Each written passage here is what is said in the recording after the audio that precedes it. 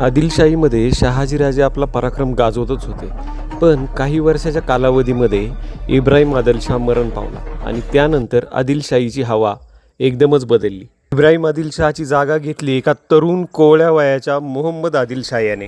कमी वयात मिळालेली सत्ता, संपत्ती, ताकद या सर्व गोष्टींनी मोहम्मद आदिलशाह सत्तेच्या गुरमीत गुंडाळून गेला।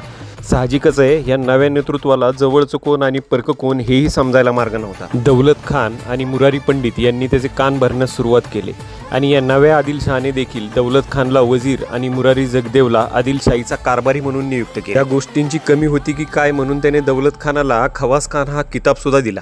पुढे जाऊन या दौलत खान आणि मुरारी पंडितच्या जोडीने आदिलशाहीमध्ये खूप कटकारस्थानं केली। इथे हा मुरारी पंडित समजून घेणं खूप महत्त्वाचं आहे।